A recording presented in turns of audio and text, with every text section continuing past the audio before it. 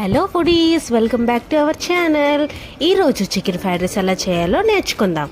మనకు కావాల్సిన ఇంగ్రీడియంట్స్ ఇవి. ముందుగా ఆయిల్లో క్యారెట్, బీన్స్, క్యాప్సికమ్ వేసి బాగా ఫ్రై చేయాలి.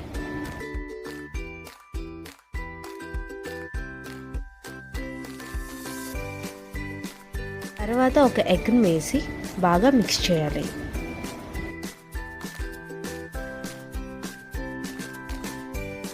బాగా మిక్స్ చేసిన తర్వాత ఫ్రై అయిన చికెన్ పీసెస్ వేసుకోవాలి. తర్వాత కుక్ చేసిన బాస్మతి రైస్ వేయాలి. ఇప్పుడు salt, white pepper, chilli sauce వేసి బాగా మిక్స్ చేయాలి.